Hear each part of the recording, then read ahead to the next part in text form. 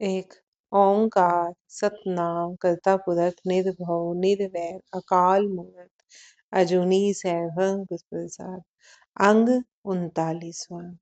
श्री राग महला चौथा। घर पहला। श्री राग का नाम है, महला चौथा मीन से गुरु रामदास जी का शब्द है। घर पहला, ये आगे राग के डिटेल है कि किस घर में इसे गाना है। मैं मन तन बिरहो अत अगला, क्यों प्रीतम मिलै घर आए। मेरे मन एवं शरीर में प्रियतम प्रभु के वियोग का गहरा दर्द है कि कैसे वह प्रीतम मेरे हृदय रूपी घर में मुझे आ मिले। ये बिल्कुल पक्की बात है कि परमात्मा को अगर पाना है, परमात्मा को अगर मिलना है, तो आपके अंदर ही मिलेगा आपको। उसके लिए आपको अंतर्मुखी ही होना पड़ेगा। तो क्या कह रही हैं? मेरे मन एवं शरीर में प्रियतम प्रभु के वियोग का गहरा दर्द है, विछोड़े का दर्द है। योग होता है ना कि दोनों मिल गए, उनका योग हो गया। वियोग जो बिछड़े हुए। तो मेरे मन और शरीर में प्रियतम प्रभु के वियोग का, उससे बिछड़ने का गहरा दर्द है। आत्मा परमात्मा से बिछड़ी हुई है, उसका गहरा दर्द है कि कैसे वह प्रियतम मेरे हृदय रूपी घर में मुझे आ मिले। ये दर्द है कि मैं कैसे उसे पाऊं, मैं उसे पाना चाहता हूँ। क्या युक्ति है, क्या क्या क्या तरीका है कि वो मैं उसे अपने हृदय में उसे पा सकूं, वो मुझे हृदय रूपी घर में आ मिले। जा देखा प्रभ आपना, प्रभ देखिए दुख जाए। जब मैं अपने प्रियतम प्रभु को देखता हूँ तो मेरा सारा दुख दूर हो जाता है। जाए पुछा तिन सजना, प्रभ कित बिध मिले मिलाए। दर्शन कर चुके सज्जनों से मैं पूछता फिरता हूँ, जिन्होंने अपने हृदय रूपी घर में उस परमात्मा को पा लिया है, उन सज्जनों से जाकर मैं पूछता फिरता हूँ कि उस प्रभु से मेल किस ढंग से हो सकता है। वो कौन सा ढंग है, वो कौन सी विधि है, वो कौन सी युक्ति है जिससे उस प्रभु से मेल हो सकता है। जो उस सीढ़ी तक पहुंचा हुआ है वो आपको बता सकता है ना कि कैसे कैसे पहुंचा जा सकता है। जो किसी शहर में गया हुआ है वो आपको सही ढंग से बताएगा ना कि नहीं, ऐसे यहाँ रुकावट आ सकती है, यहाँ रुकावट आ सकती है, यहाँ इस मोड़ से बचना है। जो गया ही नहीं वो आपको नहीं समझा सकता ना किसी शहर के रास्ते। ऐसे ही जो प्रियतम प्रभु से मिले हुए हैं, मैं उनसे जा जाकर पूछता हूँ कि किस ढंग से प्रभु से मिलाप हो सकता है। मेरे सतगुरा मैं तुझ बिन आवत न कोई, हम मूरख मुगध शरणागति, कर कृपा मेले हर सोए रहा। हे मेरे सतगुरु, सतगुरु जिसने, जो सत्य का रूप हो चुके हैं। हे मेरे सतगुरु, तेरे बिना मेरा अन्य कोई आसरा नहीं। ऊपर कह रहे ना, मैं किस सज्जन से पूछूं जो उससे मिल चुका है। तो वो गुरु है जो सत्य रूप हो चुका है, जो उस परमात्मा से मिल चुका है। कह रहे हैं कि हे मेरे सदगुरु, तेरे बिना मेरा कोई आसरा नहीं। हम मूर्ख अनजान तेरी शरण में आए हैं। हम मूर्ख हैं, हम अनजान हैं, हम नहीं जानते कि कैसे उसे मिलाप हो सके। तुम ही जानते हो, तुम ही हमें बता सकते हो, तुम ही हमारा आसरा हो। हम मूर्ख अनजान तेरी शरण में आए हैं। हमारे जैसे मूर्ख अनजान जो शरणागत बने हैं परमात्मा कृपा करके उन्हें अपने से मिला लेता है। जो अनजान है, जिनको पता ही नहीं, जब वो शरणागत बन जाते हैं सच्चे गुरु की, तो फिर परमात्मा कृपा करके उन्हें अपने से मिला लेता है। रहाओ सतगुरु दाता हर नाम का, प्रभ आप मिलावे सोए। सतगुरु हरि नाम देने वाला है। वो परमात्मा का नाम हमें देता है, हरि नाम। हरि जो हर जगह मौजूद है। सदगुरु हरि नाम देने वाला है और वह प्रभु जीव को अपने साथ मिला लेता है, अपने आप स्वयं मिला लेता है। सतगुर हर प्रभ बुझिया, गुरु जेवड़ अवर न कोई। सदगुरु ने हरि प्रभु को बूझ लिया, अतः गुरु के समान अन्य कोई नहीं है। सतगुर हर प्रभ बुझिया, गुरु जेवड़ अवर न कोई। हऊँ गुर शरणाई ढह पवा, कर कृपा मेले प्रभु सोए। मेरी इच्छा है कि मैं गुरु के शरण में गिर पड़ूं। कौन से गुरु की? जो सत्य स्वरूप है, जिसने हरि प्रभु को बूझ लिया है। मैं उस गुरु की शरण में गिर पड़ूं। जब मैं उसकी शरण में गिर पड़ूंगा, शरण में गिरना मीन्स अपने अहंकार का त्याग करना। जब हम किसी के चरण में पड़ते हैं ना, जब हम किसी के मीन्स हम कहते हैं कि हमने सरेंडर कर दिया, कि हम तेरी शरण में आ गए, अब जैसे तू कहेगा वैसे ही हम करेंगे। जब हम किसी की शरण में जाते हैं तो अपना अहंकार गवा कर जाते हैं, अपने अहंकार को एक साइड पर रख कर जाते हैं कि मैं जैसा था, जो भी था, मैं वो भूल कर, मैं वो छोड़कर तेरी शरण में आ पड़ा हूं, तेरे चरणों में पड़ा हुआ हूं।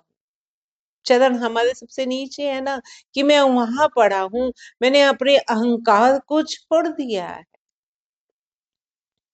अब जैसी तेरी कृपा है तू कर ले, जैसे तू चाहता है वैसे तू कर ले। चाहे तो तू मुझे मार या तू मुझे बख्श दे, तेरी मर्जी है। जो फैसला तेरा होगा वो मुझे कबूल होगा। इसीलिए जब आप रूटीन में भी देखो, हम किसी के पैरों को, बड़ों के पैरों को हाथ क्यों लगाते हैं? जब हम पैरों को हाथ लगाते हैं तो हम झुकते हैं। झुकना मीन्स जो मेरे अहंकार मेरे में खड़ा था ना, कि मैं सबसे बड़ा, हम उसको साइड पर रखकर झुकते हैं, उसके चरणों को स्पर्श करते हैं कि मैं तेरी शरण में हूं। फिर जिसके आगे हम झुकते हैं वो हमारी भावना को देखकर हमें आशीष देता है कि तू झुका है, तूने अपने अहंकार को छोड़ा है, तो वो आशीष देता है, जो भी आशीष वो देना चाहे। तो मेरी इच्छा है कि मैं गुरु की शरण में गिर पड़ूं, अर्थात अपने अहंकार को त्याग कर उसकी शरणों में पड़ा रहूं, उसके चरणों में पड़ा रहूं। तो वह प्रभु दया करके मुझे अपने साथ मिला ले। हम बात कर रहे थे ना कि जब शरण में जाते हैं तो फिर हम कहते हैं ले मैं आ गया, तू जा, चाहे तू मुझे मार, चाहे तू मुझे बख्श ले। और परमात्मा भक्त वत्सल है, वो अपने भक्तों को बख्श लेता है। तो वह प्रभु दया करके, क्योंकि वो दया की मूर्ति है, दया का गुण है उसमें, वो दया करके मुझे अपने साथ मिला ले। मनहट किने न पायो, दोबारा पढ़ते हैं, मनहट किने न पाया, कर उपाव थके सब कोई। हठ से किए हुए कार्यों के फलस्वरूप जो हम हठ साधनाएं करते हैं, जबरदस्ती, कि मैं इतने दिन मौन व्रत धारण करूंगा, मैं 40 दिन खाना नहीं खाऊंगा, मैं जंगलों में तप करूंगा, बिना वस्त्र के रहूंगा, मैं एक टांग पर खड़ा रहूंगा। ये सब हठ कर्म है। हठ कर्म से बात नहीं बनती, आप परमात्मा को नहीं पा सकते।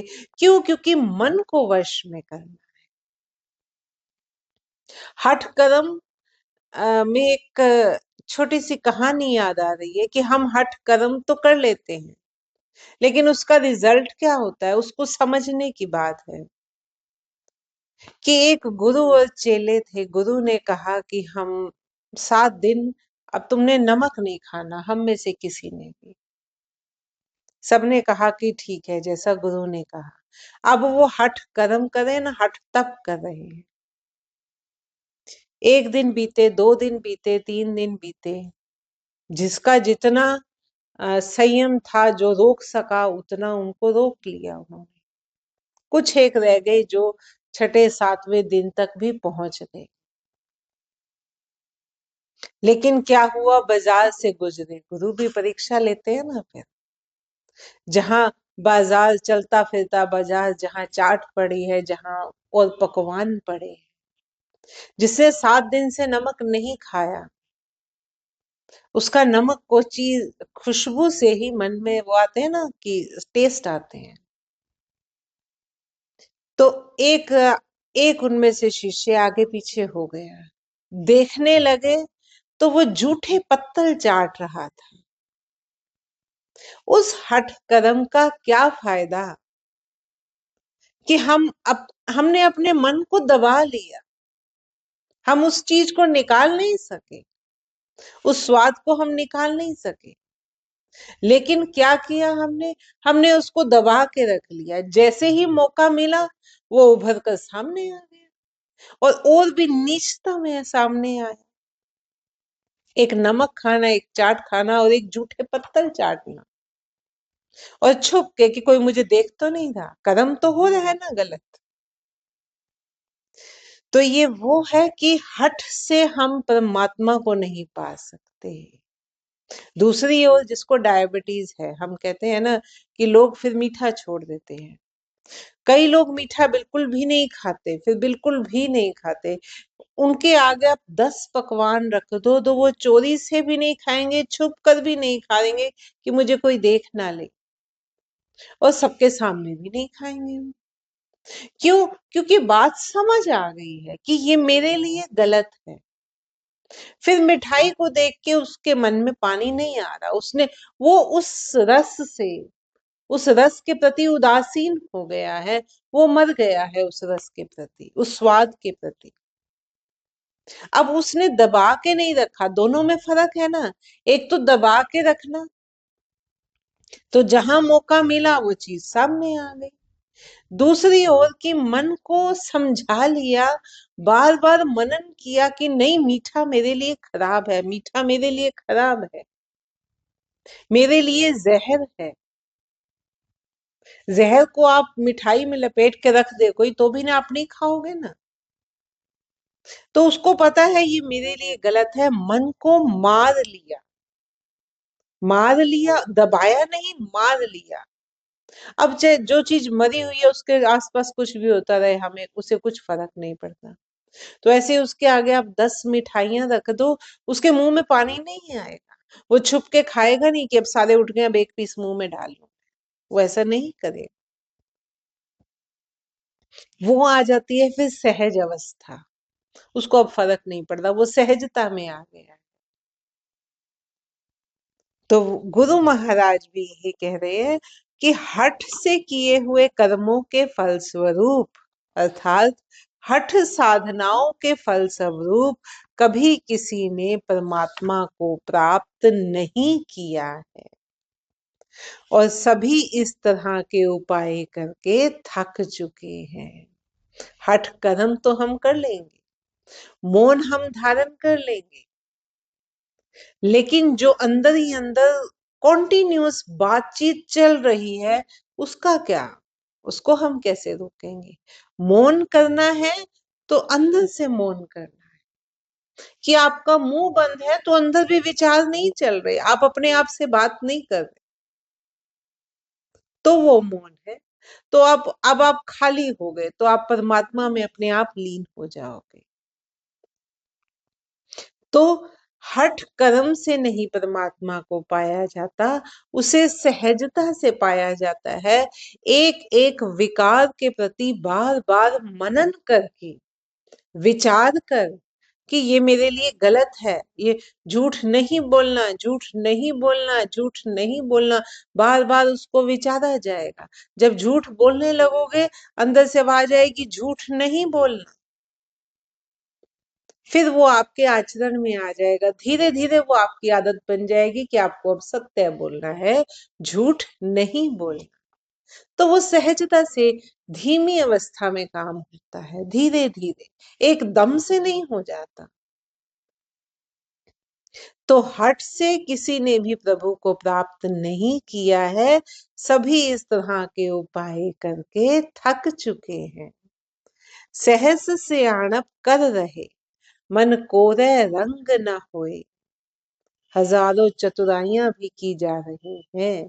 चतुराइयां यही है कि हम वेश धारण कर लेंगे, हम श्रृंगार भगत का बना लेंगे, लेकिन वो परमात्मा छोटा बच्चा थोड़ी ना है जिसको हम बहला लेंगे। वो मन की बात जानने वाला है। लेकिन हम सोचते हैं हम चतुराई से उसको आंखें बंद करके बैठ जाते हैं, हम हर रोज 1 घंटा, उससे प्रभु प्रसन्न होगा। कैसे प्रसन्न होगा? अंदर तो आपकी ईर्ष्या द्वेष ही चल रही है, परमात्मा का नाम तो ले नहीं रहे, अंदर विचार घूम रहे हैं, तो फिर कैसे प्रसन्न होगा? हजारों चतुराइयां की जा रही है, परंतु यदि मन कोरा ही बना रहे तो उस परमात्मा के नाम का रंग नहीं चढ़ता। काले रंग पर कोई रंग नहीं चढ़ता। जब अंदर विकार ही विकार है, जब मन काला हुआ हुआ है विकारों से, तो उस पर परमात्मा के प्रभु के प्रेम का रंग कैसे चढ़ेगा? नहीं चढ़ सकता। जब उसको साफ करोगे, उसकी मैल धीरे धीरे हटाओगे, तो रंग चढ़ना शुरू हो जाएगा। कूड़ कपट किने न पायो, जो बीजे खावे सोई। झूठ और कपट के माध्यम से कोई भी उसे नहीं पा सका है, और व्यक्ति जो बोता है वही उसे खाने को मिलता है। आप जो भी बोओगे, आपके कर्म जैसे भी है, वो आपको उल्टे मिलने ही मिलने। आप किसी को गाली गलौज दो और आपको सोचो कि आपको शाबाशी मिलेगी, आपका सम्मान होगा, नहीं होगा। एक क्षण में होगा, लेकिन कहीं जाकर आपको उसका बदला मिलेगा ही मिलेगा। आपको गालियां पड़ेंगी ही पड़ेंगी, आप अपमानित हो गए ही हो गए। अगर गुण आपका 4 गुना फलता है तो अवगुण भी तो फलता है, वो भी तो फलीभूत होगा। उस बीज का भी तो पेड़ बनना, वो आपको दुगना चौगुना होकर ही मिलता है फिर। तो जो बीजे खावे सोए, जो भी हम बीजते हैं कर्मों के हिसाब से, वही हमें खाने को मिलता है। वही उसके फल जो है हमारे साथ संस्कार बनकर चलते हैं। सबना तेरी आस प्रभ, सब्जी तेरे तू रास। हे प्रभु, सभी जीव तुझ पर ही आस लगाए हुए हैं कि तू ही उन्हें बख्श सकता है, तू ही उन पर कृपा कर सकता है। क्यों? क्योंकि तू दयालु है, तू दया करने वाला, तू कृपालु है, तू कृपा करने वाला है। हे प्रभु, सभी जीव तुझ पर ही आस लगाए हुए हैं। सब जीव तेरे ही हैं, तुझसे ही पैदा हुए हैं, तेरे ही हैं, और तू ही सबकी पूंजी है। सबकी पूंजी भी तू ही है। प्रभ तुध हो खाली को नहीं, दर गुरमुखा नु साबास। हे प्रभु, तेरे पास आने वाला कोई खाली हाथ वापस नहीं आता। जो तेरे दर पर जाता है, जो तेरे पास जाता है, जो तुझे खोजता है, जो तेरी ओर गति करता है, फिर वो कभी भी खाली हाथ नहीं आता।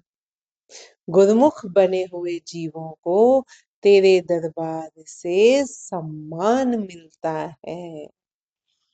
बिख भौजल डूबदे कढ़ ले, जन नानक की अरदास। हे प्रभु, तेरा दास नानक की विनती है कि संसार समुद्र के विकारों के विष में डूबते हुए जीवों को तू स्वयं ही बाहर निकाल। हे प्रभु, तेरे दास की विनती है। ये जो समुद्र है ना, संसार रूपी जो समुद्र है, जो विकारों के विष से भरा हुआ है, इस विष के सागर में डूबते हुए जीवों को तू स्वयं ही बाहर निकाल। बिख भौजल डूबदे कढ़ ले, जन नानक की अरदास।